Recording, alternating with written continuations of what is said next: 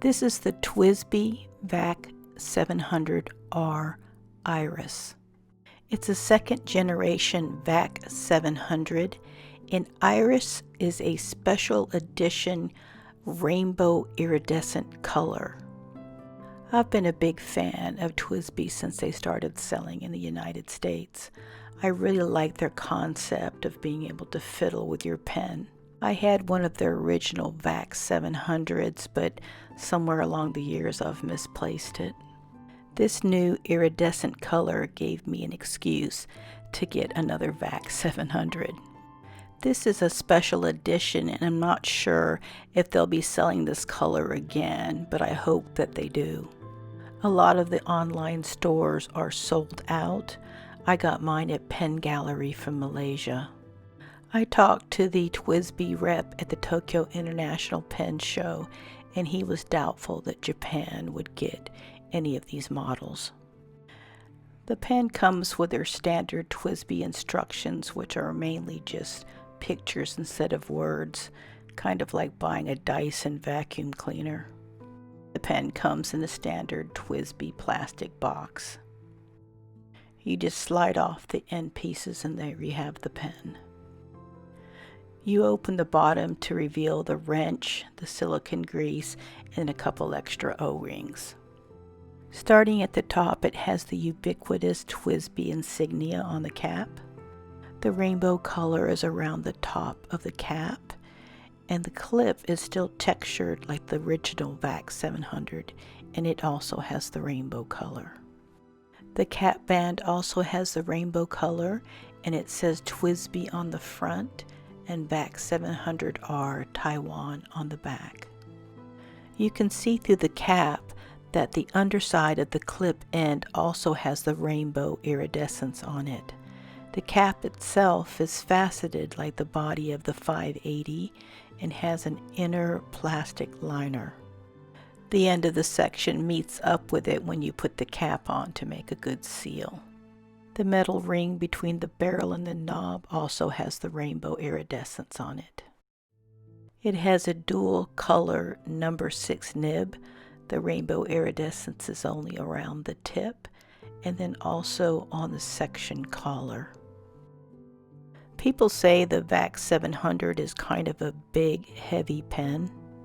Here it is next to a Montblanc 149. The 149 is girthier but the same length, and definitely feels more girthier, mainly because of the section. The section on the VAC700 is definitely a lot thinner and has a distinct step up here where you can feel the threads. I don't feel that's a problem because the threads are very smooth and the section itself is very long. Here you can see the 149 section is very short before you hit the threads. Though they are the same size, the section is definitely longer on the VAC700. Here it is compared to the Platinum 3776. It's definitely longer, though the nibs are about the same size. Capped with the 580, about the same size. Uncapped, it's slightly larger than the 580. And capped, it's longer than the Echo. Uncapped, it's about the same size, but the nib is significantly bigger. The barrel's about the same width until you get toward the section, and then it really flares out. Kind of the same for the cap, it's narrower at the top than in the middle. This is a vacuum filler, so you unscrew the end cap, pull the rod back. Then as you push it forward, the piston pushes air toward the section and creates a vacuum behind the piston. When the piston reaches that wider spot on the barrel, the seal is broken and the vacuum causes the ink to suck up into the barrel. You can mess with it and sometimes feel the rod bounce back. When you screw the end cap all the way in, that piston kind of becomes a plug and shuts off the barrel of ink to the section of the pen. The rubber part plugs up the section. With it stopped up, all you have is the ink that's in the section, and you can write about a page worth with it. For longer writing sessions, you want to unscrew the end cap a few turns. As you do this, the stopper is backed away from the section and allows ink to go from the barrel into the section.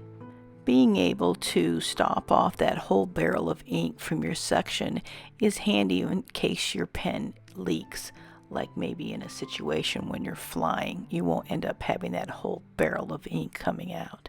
And here you can see the space between the stopper and the section. This is an improvement over the old VAC700s, which had two stoppers, one that kind of got hung up. The nib is friction fit into the section. You pull the rod back and then use the wrench on those flat spots there on the thread. Go counterclockwise, unwind it, and pull it out of the barrel. Here is the pen disassembled. The nib, the feed, the section, the cap, the inner rod that's pulled out of the barrel, and the barrel itself. It's a mechanically elegant pen. This is not the TWSBI VAC700. It's the Pilot Custom Heritage 91 that I had for a giveaway on my last video. I used the TwoBuddy random comment picker, and the winner is Francis Tan. So Francis, please contact me on my Instagram message or on the email that's listed on the About tab on my YouTube channel. Congratulations, and I'll give you about a week to respond to me. Alright, let's ink up the pen. Today I'll be using Pilot's Iroshizuku Tokyo Limited Edition Edo Murasaki, which is basically old-time Tokyo purple.